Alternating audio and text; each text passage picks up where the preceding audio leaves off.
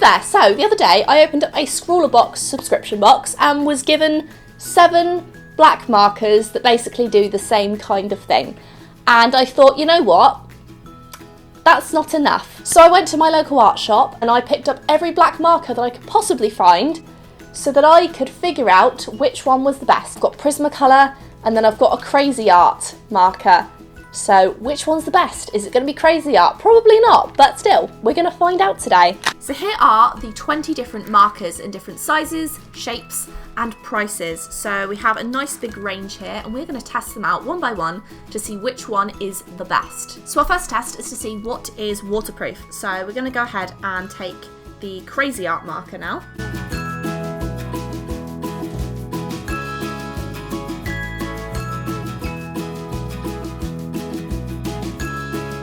Okay, so we have put down all of our markers onto the paper. So I'm going to grab a paintbrush now and see what exactly is waterproof and what isn't. Now first, our probably weakest contender, because it is the cheapest and it's actually made to be washable, I believe. Let's try out with a slightly damp paintbrush whether or not this will bleed, and instantly it's bled. We're going to move on to our Crayola marker, which is slightly better than Cra-z-Art, but again, I believe it's washable. Next, I'm going to try out my Wish pen, which again, I don't know the name of. Yes, once again, not overly waterproof. Next, we have our Stabilo pen, and I'm not sure, looking at it, if it is something that is supposed to be waterproof. Oh, nope, instant. Now we'll try our Faber-Castell, which is apparently supposed to be waterproof. There we go, we have a waterproof marker. Next, we have a Centropen, which I'm going to guess is not waterproof because it says CD DVD on it, so I'm guessing it's to be written on DVDs. You know what? It's waterproof. Next up, we have our graphic pen. And let's see. Oh, no, there's a fail, unfortunately. Next up, we have our Sharpie, which according to the packaging here, it says it's quick drying, it is a durable tip, and it's fade and water resistant ink. Ah, there we go. It is waterproof. Next is our Posca pen, which people rave about the Posca pens, so I'm curious to see if they are in fact water resistant. And there we go, they are in fact water resistant. Next up we have the Staedtler pen, which, oh no, look at that bleed. Now this is the Pigma BB marker by Sakura. Has a nice little brush nib there. Ah, there we go, a strike for Pigma. Next up is the Edding permanent marker. I got this in my Scrawler box and it's got quite a nice big chisel nib.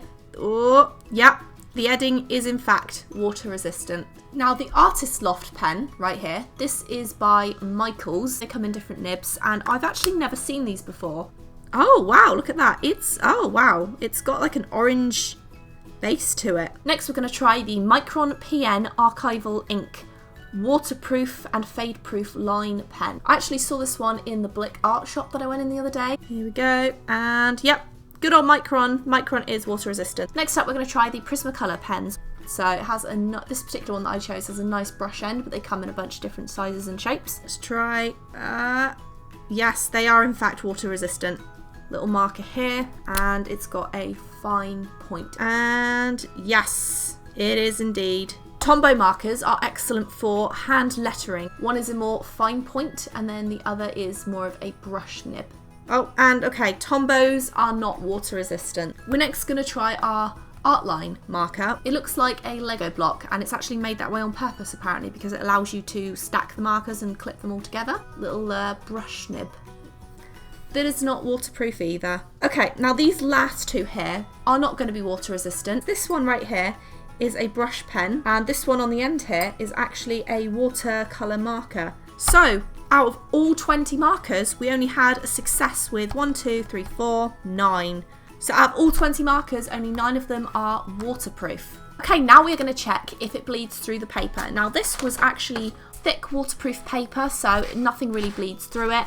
However, if you're working in your sketchbook like this is just regular sketchbook paper, you don't want it bleeding through and coming through the back or onto the next page. Okay, so we have all of our markers down on the paper. So all of them are somewhat transparent, but really the only ones that have somewhat bled are, again, this Edding pen, which is this one right here. The Artist Loft one has actually slightly bled through.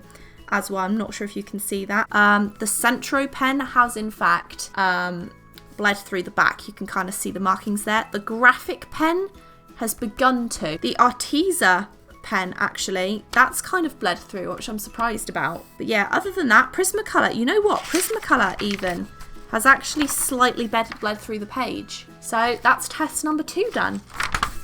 Okay, so our next experiment is to kind of see really the difference between the nibs. Like, people say that they like it when the markers can do thick and thin lines, but obviously this is totally dependent on the type of nib. So this is all of the nibs for the fine liners and for the regular nibs. Graphik probably won out on this one, and I would say that, to be honest, the Centropen was probably the best one for the regular nib. For the brush markers, I would probably say that the Tombow was probably my favourite in feel, although I prefer the way the Pigma looks. And for this one, without a doubt, the Posca marker was black, like more black, but the Edding gave you more ability on this particular test. And next up, you've got it right, we are testing the pigmentation. So basically we are going to see which marker is the darkest, deepest, truest black of all of these markers. Okay, we have every marker down on the paper, and I'm not sure if you are able to visually see as well as I am, but just first off, straight away, you can easily see that the Posca pen is without a doubt the darkest, most purest black of any of these markers. I think I would go with Artline because that's quite a pure black as well. Surprised, the Prismacolor isn't actually that pure of a black. I don't know if you can see that, but it's quite a grey colour. Tombow, I think it would either be Tombow or Stabilo I'd pick as number 3. I think slightly better is Tombow, and then I would go with Stabilo. I actually think I prefer Edding to the Faber-Castell colour. Yeah, I prefer kind of the undertones of the Edding, and then I would say this is number 6. So those are my top 6 choices. So firstly, the Posca pen, the Artline, the Tombow, Stabilo, Edding, and then Faber-Castell. And actually, if we go through these other 2 tests, Posca was also watercolour, waterproof, it was water resistant. It also did not bleed through the paper. So far, the one that's really stood out to me is the Posca marker. Next comes our streak test. So we're going to see how fast these dry and if they smear on the paper at all. And we're going to leave each one of these for 10 seconds. And we got a streak. Ready? And a little bit of streak. No, we didn't really get any smear on that. We got kind of a winner. It streaked slightly. And we got a bit of streaking. Yeah, we got streakage on the Crayola. And no streakage.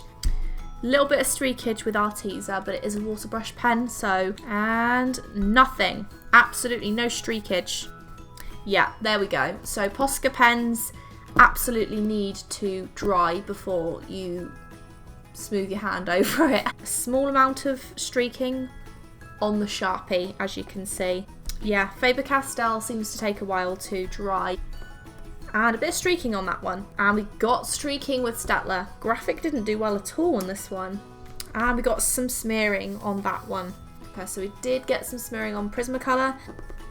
And wow, I'm actually surprised there's no streaking on the Wish pen. We got some streaking on Tombow. Yeah, we got some smearing. Okay, so I've highlighted all of the ones that didn't really smear at all. We had a tiny bit with Artist Loft, but honestly nothing much. If I'd left it for another second, it would have been fine. These are the only ones that really passed this particular test, which is surprising. Okay, so now we are going to test to see how these perform when erased. You don't really, I mean, unless it's your style, want the pencil to be showing underneath, so often you will erase on top of marker, and if your marker is not going to remain as pigmented and black and solid as it was before, then it's not a marker that you probably want to be using. So on the left here, I'm going to have how it should look as opposed to how it looks after I've erased. So we're going to start with Prismacolor, and yeah, there is a slight difference for sure. I'm not sure if you can tell, there's a difference in lightness. So the Prismacolor has actually lightened up a bit. Yeah, again, there is a slight difference, you can kind of tell. Actually, the Aqua pen is not changing whatsoever. And again, There's no lightening up on this one, which is good. So we're going to see how this compares to Micron. And you know what? This has actually performed better than the Micron has. Slightly, but not really anything too much. And yeah, see, I can see it lightening up. Oh wow, look at SARASA. Can you see that? It's like really visibly erased out. And yeah, nothing. Absolutely nothing with the Posca. It doesn't change one little bit. Crayola, surprisingly not really changing. Nothing for Graphic. Not really anything for Wish either. Nope, nothing for Tombow. Nothing for Centropen. Faber-Castell has remained the same. Pigment's held up well too. Nope, Artise is also good. Slight change in Staedtler, but nothing too bad. Artlines remain the same. And even Cra-z-Art has actually remained the same. Okay, so these are the markers that were fine in the erasing test. So I think my favourite, like this one has a little bit of weight to it. This Posca pen is light, but it's quite bulky. I wouldn't say that the Posca pen is all that great to hold. The Cra-z-Art isn't too bad, but it's very, obviously, it's very cheap. It's a cheap marker. Artist Loft, I feel it's it's light. It kind of feels cheap, but it works really, really well. I love the way the Faber-Castell pen feels, but I'm not a huge fan of this particular nib, to be honest. The Centropen feels, it's comfortable enough, but it works. It works so well, and I would definitely probably go to this particular pen because it doesn't smudge. Pretty pigmented. You have a nice array of thick to thin lines. It does bleed through the paper. That's the only downside to the Centropen. The graphic line marker by Derwent, I'm actually really surprised. Not only is it not water resistant, but it also smeared really badly. You can kind of change the line weight. It feels nice. It doesn't feel like a cheap pen. It feels quite like sturdy to me. This one, it performed really, really well.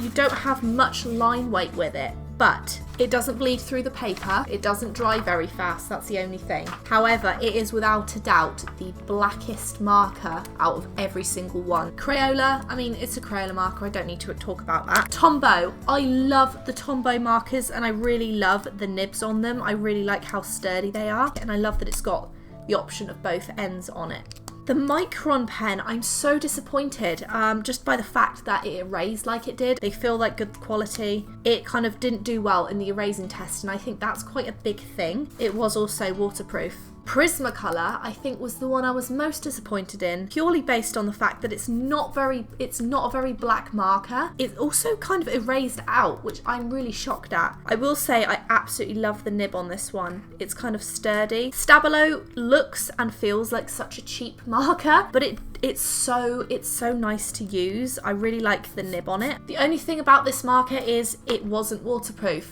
This is probably one of the most pigmented black markers. It did really well in some of the tests, but it's not really ideal for drawing with. It's better for watercolors because it is a watercolor pen. The SARASA pen is not really that black of a marker. I don't really like the way it feels compared to some of the other pens, but it's still a decent enough pen. The Sharpie pen, it's great because it's cheap and it's also water resistant, so it's good for watercolors. It also did well in the streak test, so it dried very fast and didn't streak like it said it wouldn't. I just don't feel that it's an overly pigmented black marker. It's more of a grey marker than anything. This marker feels so nice in your hand. The nib is quite flexible, but I love what you can do with it. I really, really, really, really like that. It doesn't dry super fast though, so it does smear if you don't let it dry long enough. And as for how black it is, it's more of a sort of dark greyish than a black, in my opinion, through my eyes. The Wish one,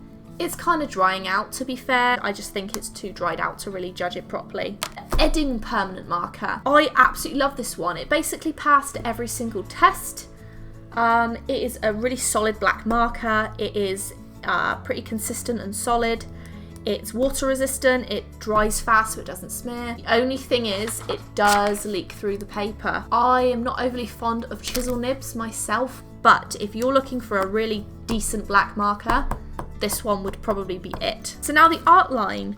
I really love how this looks. I love how it kind of feels in your hand. It feels like a decent quality brush. However, it is not the most pigmented dark marker that we have here. I feel unfair judging Artisa in this round because they are very good markers. However, they're not really meant to be for anything other than using them with the other colours and kind of making like a watercolour style piece, so I'm going to put that to the side because I don't think it's fair to judge. These Staedtler fine liners I'm really not too much of a fan of, because I think they'd work best if you're using all of the colours in a piece where you're only wanting a very fine line. You definitely couldn't cover like a huge area with these because they're very, very thin. So final thoughts, my favourite pens are the Tombow marker, the Centropen and the Posca marker. To be honest, I love these more than I thought I would. I thought they were kind of like, people have been hyping them up, so I wasn't sure if I would like them, but wow, very, very good marker.